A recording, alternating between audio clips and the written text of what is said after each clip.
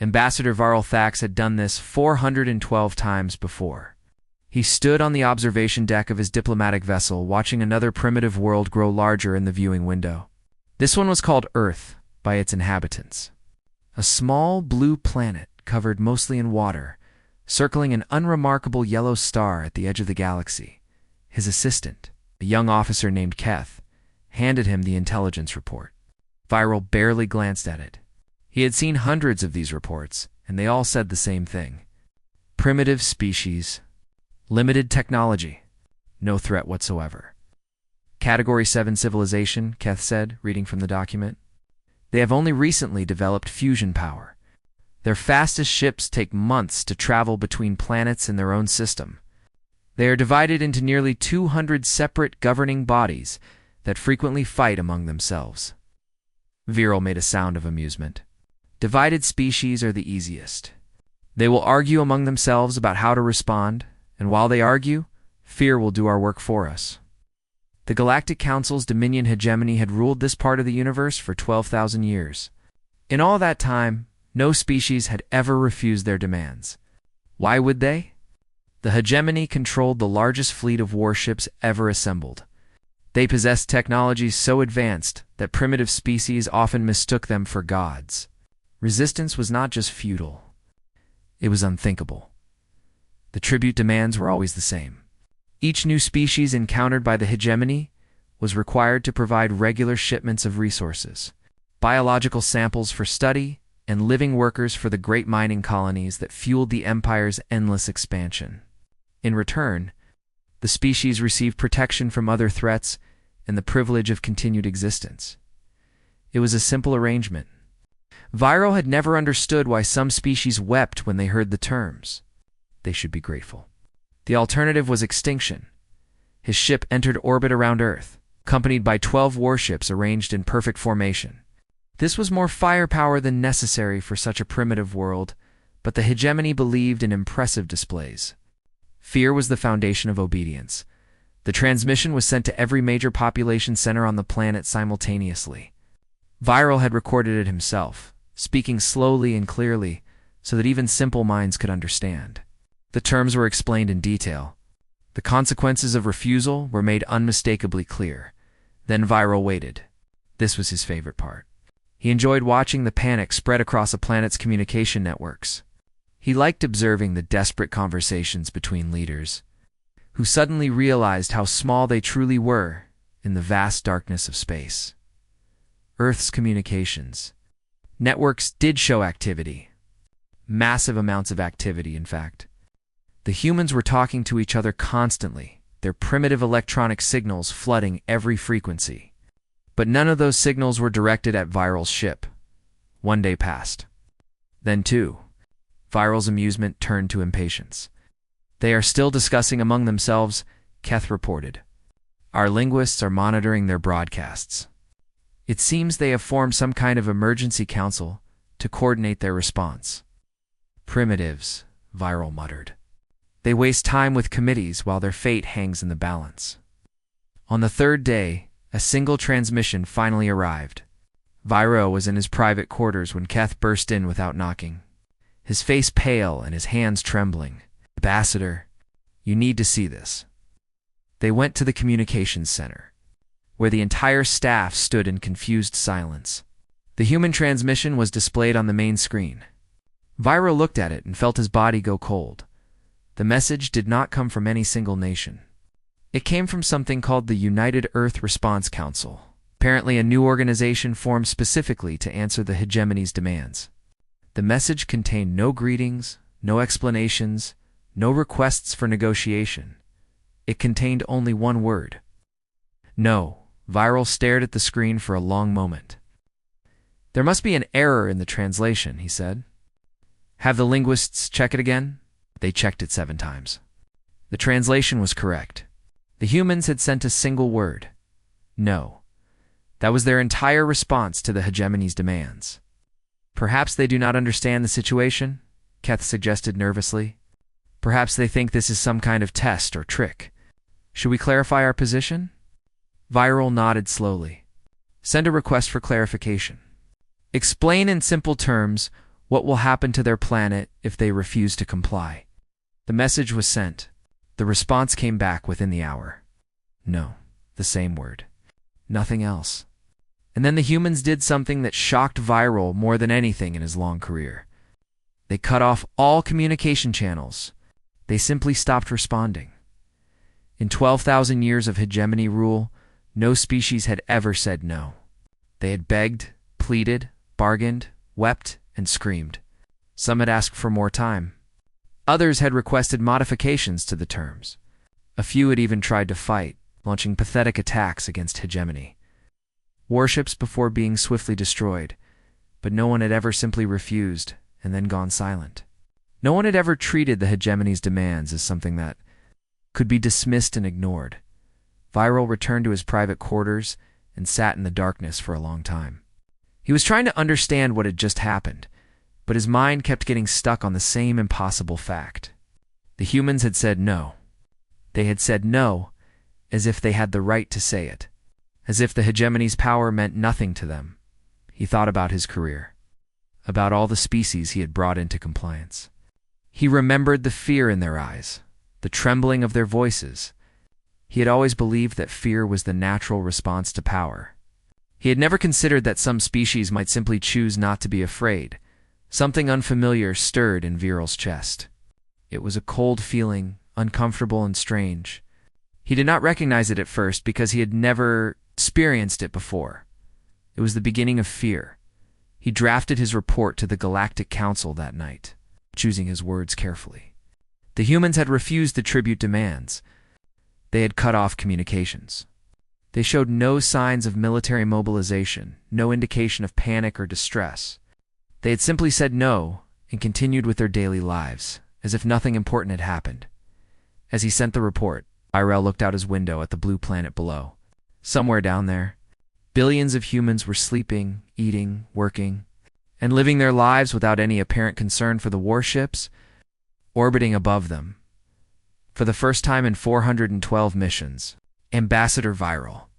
Thax did not know what would happen next, and that uncertainty frightened him more than he was willing to admit.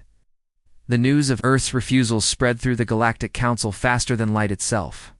Within hours, every species in the hegemony had heard the story. A primitive world at the edge of the galaxy had said no to the tribute demands. Just like that. One word. At first, the reaction was laughter. In the Great Council chambers, representatives from 100 species found the situation amusing. These humans clearly did not understand what they were dealing with. They were like children playing a dangerous game without knowing the rules. High Counselor Morath, the supreme leader of the hegemony, did not laugh. He sat on his elevated throne and listened to the reports with a cold expression. Morath had ruled for 600 years, longer than most species had existed as civilized beings. He had crushed rebellions, destroyed empires, and brought entire star systems to their knees. He did not find Earth's defiance funny. Send a correction fleet, he ordered. 15 warships. Destroy their outer colony as a demonstration. Then we will see if they still wish to say no. The fleet was assembled and dispatched. The target was humanity's settlement on Mars, a small but growing colony of nearly 50,000 people. The destruction of this colony would show Earth the consequences of defiance. After watching their people die, the humans would surely reconsider their position.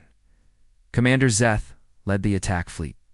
He was a veteran of many campaigns, a soldier who had never known defeat. As his ships approached Mars, he felt confident this would be a simple mission. The humans had no real military presence in space. Their few ships were mining vessels and research craft, not warships. This would be like stepping on insects. His confidence lasted until his fleet entered optimal bombardment range. The colony was empty. Sensor scans showed no life signs whatsoever. The humans had evacuated everyone before the fleet arrived. At first, Zeth thought this was good news. He could destroy the empty buildings without any guilt, and the demonstration would still prove the hegemony's power. Then the humans had buried thousands of nuclear devices beneath the surface of Mars. They detonated them all at once. Not to destroy the hegemony ships, but to create chaos. A massive wave of electromagnetic energy swept through the fleet, disabling navigation systems and communication arrays. Debris from the explosions filled space around the ships, damaging sensors and weapon systems. Half of Zeth's fleet was suddenly blind and confused, unable to coordinate or communicate effectively. And that was when the human ships appeared. They came from the asteroid belt, from behind Mars itself, from every direction at once. But they were not warships. Zeth stared at his damaged sensors in disbelief. The humans were attacking with mining vessels, cargo ships, passenger transports, anything that could fly through space. Most of these ships had no weapons at all. They had simply welded metal plates to their hulls for protection and attached. Whatever they could use to fight, the humans did not fight like any enemy Zeth had ever faced. They did not try to outmaneuver his warships or engage in traditional combat. They flew directly at his disabled vessels and rammed them. They targeted life support systems and engine cores. They used their own ships as weapons, sacrificing themselves to cause damage. The battle lasted for 4 hours. When it ended, the hegemony had lost 9 warships. The humans had lost over 40 vessels and thousands of lives. By any military calculation, this was a victory for the hegemony. They had destroyed more ships, killed more enemies, and still possessed superior firepower. But the humans were celebrating. Commander Zeth survived the battle and sent his report to the council. He had won technically, but something about the battle disturbed him deeply. The humans had known they would lose. They had known they would die. And they had attacked anyway, not to win, but to prove that they could hurt the hegemony. They had traded their lives for hegemony blood. Intelligence agencies across the hegemony suddenly became very interested in humanity. They studied human history, human culture, human psychology. What they discovered made many of them deeply uncomfortable. Humans had a long history of fighting wars they could not win. They had a tradition of resistance against impossible odds. They had developed concepts that did not exist in most galactic cultures. Words like martyrdom and sacrifice and defiance. Most disturbing was a strategy that humans had used many times throughout their history. They called it Pyrrhic resistance, after an ancient military leader. The idea was simple and terrifying. If you could not defeat your enemy, you made the cost of victory so high that winning became meaningless. You did not fight to survive. You fought to make your enemy bleed. The humans were not trying to win against the hegemony. They knew they could not win. They were trying to make conquest so painful that the hegemony would decide Earth was not worth the trouble. High Counselor. Morith received these intelligence reports and finally stopped dismissing the humans as primitives. He understood now that he was facing something new. Something that did not fit into the categories he had used for thousands of years and across the galaxy. Other species were understanding something too. They'd watched the battle at Mars with great interest. For the first time in living memory, someone had hurt the hegemony. The great empire had lost ships and soldiers.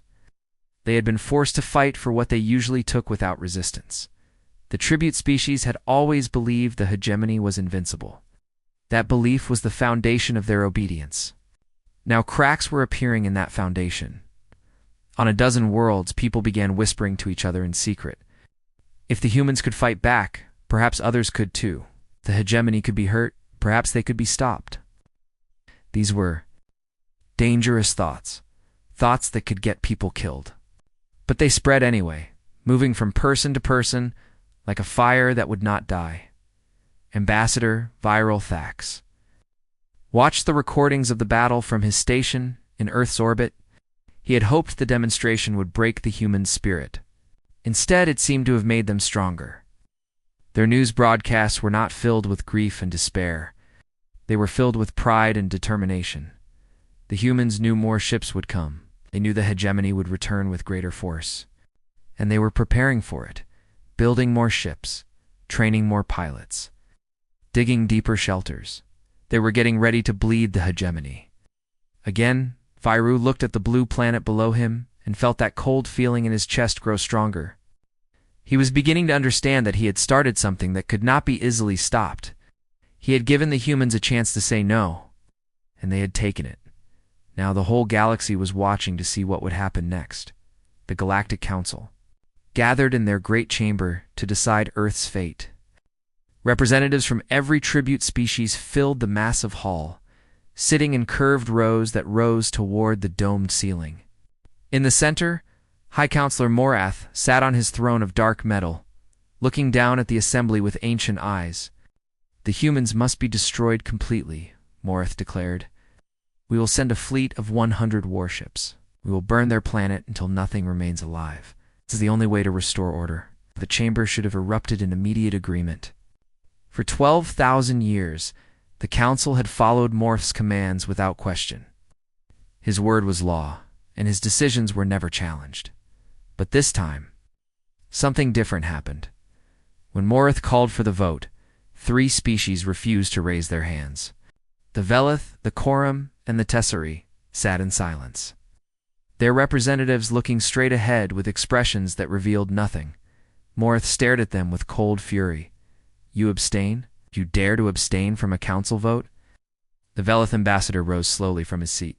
He was an old creature, his scaled skin worn by centuries of life. When he spoke, his voice was calm, but carried clearly through the silent chamber. "We have watched the humans with great interest. We have studied their world's history. They have a concept that we never developed in our culture. They call it revolution. We would like to understand it better before we vote on their destruction." The chamber remained frozen. No one moved. No one breathed. An ambassador had just publicly questioned a High Counselor's decision. This had not happened in thousands of years. Morath's face twisted with rage, but he controlled himself. He could not punish the Velith ambassador without appearing weak.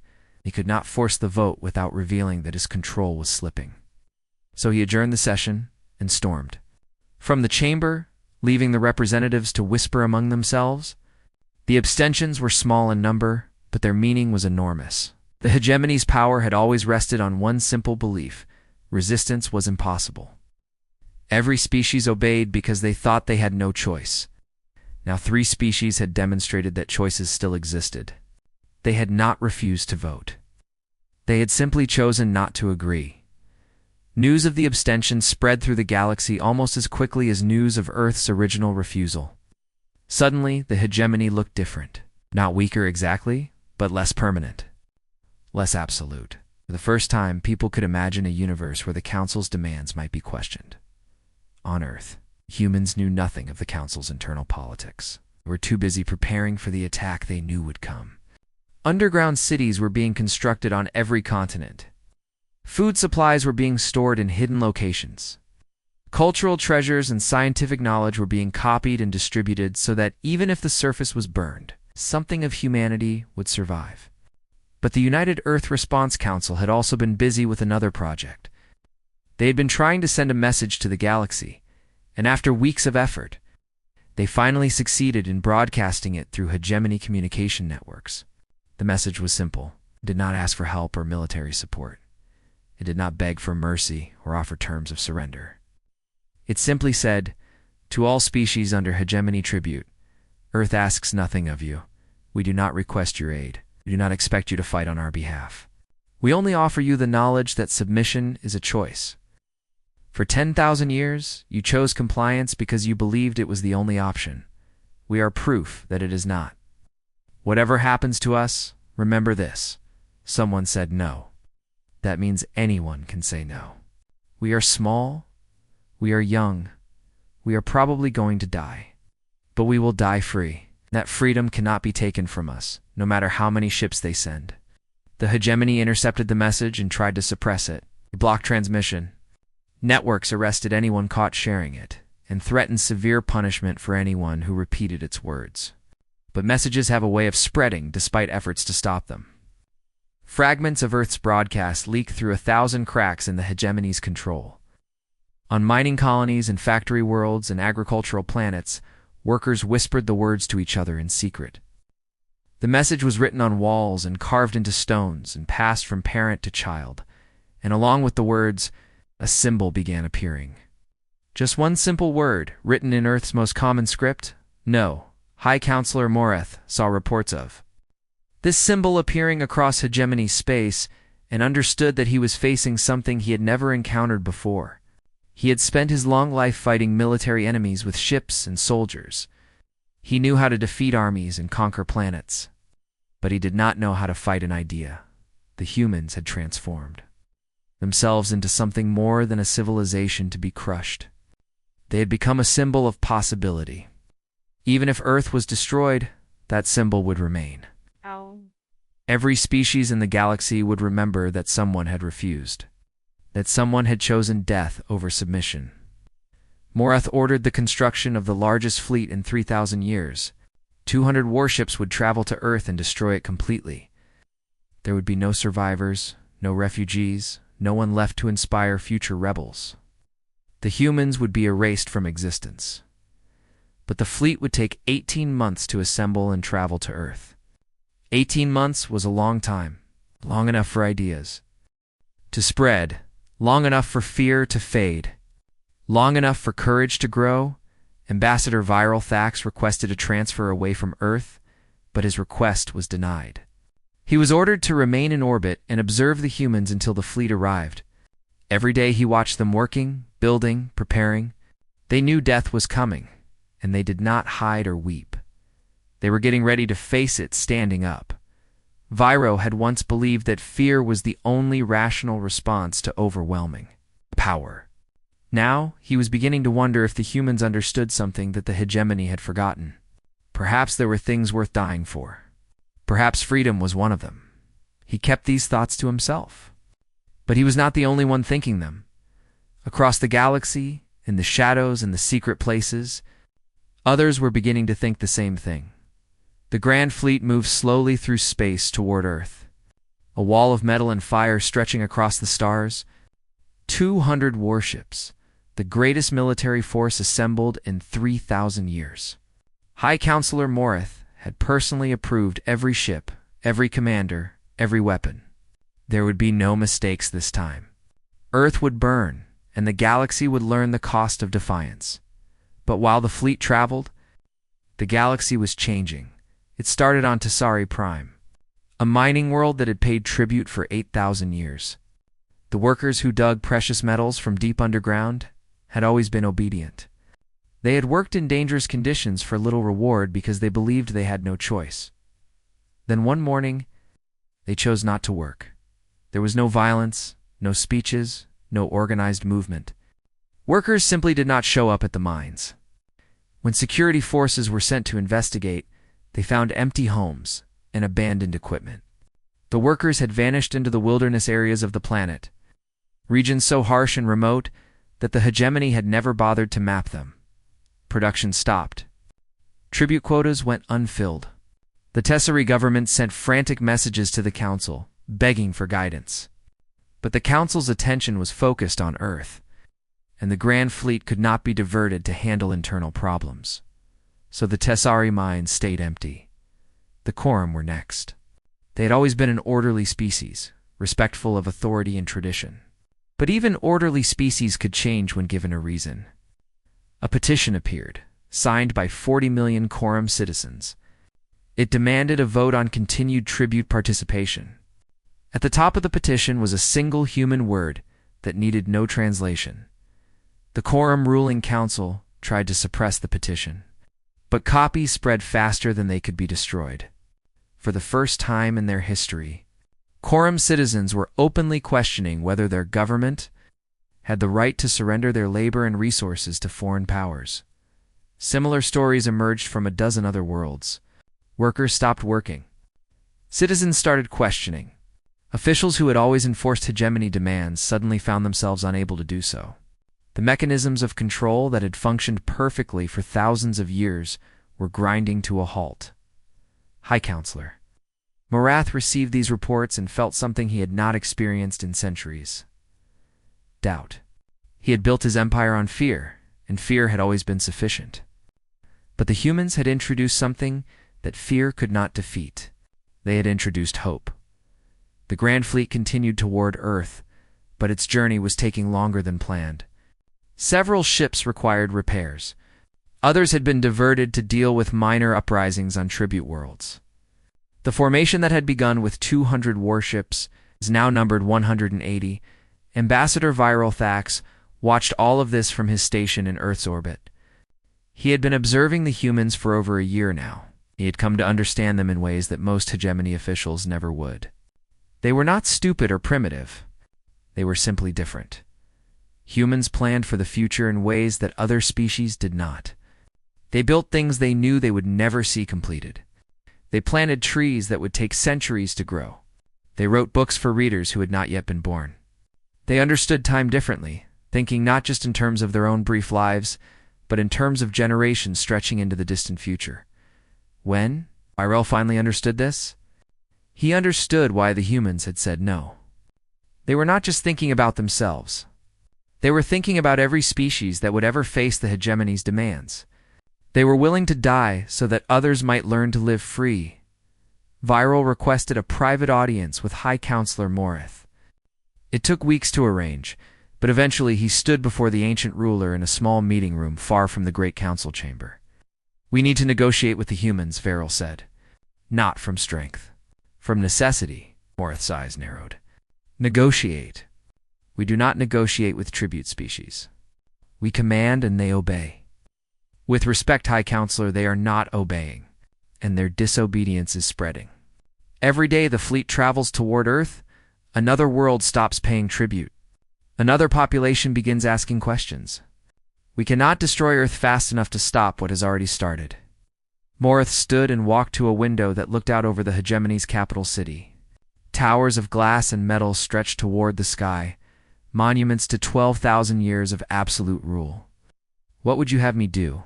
he asked quietly. "Admit weakness? Show the galaxy that a single primitive world brought the hegemony to its knees?" "The galaxy already knows," Viral replied. "The question is not whether we have been weakened. The question is how much more we will lose before we accept that reality." Morith turned back to face him. His expression was unreadable. "You have been too long among the humans. Their thinking has infected you, perhaps. Or perhaps I have simply learned to see what was always there. The hegemony rules because species believe resistance is futile. The humans have proven that it is not. That proof cannot be destroyed, even if Earth is burned to ashes. If we destroy them, we create martyrs. If we fail to destroy them, we prove they can be resisted. Either way, we have already lost." For a long moment, Morith said nothing. Then he reached out and pressed a button on his desk. Guards entered and took Viral by the arms. "You are relieved of your position," Morith said coldly. "You will be confined until the Earth matter is resolved. Your defeatist thinking will not infect the Council." As the guards led him away, Viral looked back at the High Counselor. Morith stood alone by the window, staring out at his great empire. And even from across the room, Viral could see the doubt in his eyes. The Grand Fleet was still months away from Earth, but the empire was already crumbling from within. Workers were refusing to work. Citizens were demanding rights. Governments were losing control, all because one small planet had said one small word. And somewhere in the depths of space, the fleet continued its journey toward a battle that had already been lost before it began. The Grand Fleet entered the Sol system on a cold morning in December. 173 warships, reduced from the original 200 by mechanical failures and last-minute reassignments. Still, it was the largest military force seen in this part of the galaxy for 3,000 years. More than enough to destroy a single primitive world. High Counselor. Morith had come personally to observe Earth's destruction. He stood on the command deck of the flagship, watching the blue planet grow larger in the viewing screens. This would be the end of the human problem. This would restore order to the galaxy. But as the fleet approached, something unexpected appeared on the sensors. Thousands of small vessels surrounded Earth's orbit. Not warships. Not human defense craft. These ships came from dozens of different species, flying different designs and carrying different symbols. They were civilian vessels, transport ships, observation craft, and they were all broadcasting the same message to their home worlds. The galaxy was watching. Representatives from the Velith, the Quorum, the Tessari, and many other species had traveled to human space to witness whatever happened next. They were not here to fight. They were here to record everything. To make sure that no one could deny or hide what the hegemony was about to do, Morith understood the trap immediately. If he destroyed Earth with the whole galaxy watching, he would prove that the hegemony ruled through brutality alone. Every species would see their future in Earth's burning surface. They would know that they too could be erased at the Council's whim. But he could not turn back. Retreat would prove that the hegemony could be faced down, that their power was not absolute. There was no good option anymore. The humans had taken away all the good options. All ships advance, Morith commanded. Bombardment formation. Fire on my order? The fleet moved into position. Weapon systems powered up. Targeting computers locked onto population centers across Earth's surface. In moments, billions of humans would die. Then the first. Hegemony ship broke formation. It was a cruiser crewed mostly by Tasari conscripts, soldiers who had been forced into military service as part of their world's tribute obligations. The ship turned away from Earth and transmitted a single message to the fleet. We will not participate in genocide. We surrender to the humans. Before Morith could respond, 4 more ships broke away. Then 10. Then 20. The Grand Fleet, assembled from tribute species across the galaxy, was coming apart. Crews who had been forced to serve were refusing to serve. Soldiers who had always followed orders were finally saying no. Morith screamed commands into the communication system, ordering the defectors to return to formation. When they did not obey, he ordered loyal ships to fire on them. The fleet turned on itself. Hegemony loyalists opened fire on defecting vessels. Defectors fired back in self-defense. Ships that had been allies moments ago were now enemies. The carefully organized attack formation dissolved into chaos as captains chose sides and opened fire on former comrades. And through the chaos, the humans did something no one expected. Earth's small fleet of defense ships flew into the battle zone. But they did not attack anyone. They began rescue operations, pulling survivors from damaged ships. They saved hegemony loyalists and defectors alike, anyone who was injured or trapped in a failing vessel. They did not ask which side anyone had fought on. They simply helped whoever needed help. The battle lasted for 6 hours. When it finally ended, the Grand Fleet had destroyed itself. 37 ships had been completely wrecked. Dozens more were heavily damaged. And Earth remained intact, surface unburned and its population alive. High Counselor Morith's flagship had survived, but barely. He stood on his damaged command deck, surrounded by sparking consoles and broken equipment. Through a cracked viewing screen, he watched human ships moving through the debris field, rescuing survivors. The flagship's communication system crackled with an incoming message. It came from Earth's United Response Council, and it was addressed to the entire galaxy. To all species watching this broadcast, what you have seen today was not Earth's victory. It was yours. The soldiers who refused to fire on us came from your worlds. The ships that broke formation were crewed by your people. We did not win this battle. Your courage won it. Today you learned something that the hegemony never wanted you to know. You learned that you have the power to say no. You always had that power. You just forgot it was there. We offer our friendship to any who want it. We ask nothing in return except that you remember this day. Remember that tyranny only exists when people allow it to exist. The hegemony was not destroyed by weapons or military strategy. It was destroyed by people who finally decided that they would rather die free than live as slaves. That choice is now available to everyone. Use it wisely. In the weeks that followed, 11 species formally withdrew from the hegemony. 30 more stopped paying tribute. The empire that had ruled for 12,000 years was collapsing faster than anyone could have imagined. Ambassador Virel Thax was released from his confinement after Morith's government fell. He found his way to a neutral station at the edge of human space, where he watched the news broadcasts showing celebration after celebration across the galaxy. He thought about everything he had witnessed since arriving at Earth, the single word that had started everything. The battles and the speeches and the sacrifices, the way a small, primitive species had changed. The universe simply by refusing to be afraid. A human diplomat found him at the station and offered him passage to Earth. You spent a long time trying to understand us, the diplomat said. Perhaps you would like to continue your studies under better circumstances. Viral accepted the offer. He had many questions about humanity.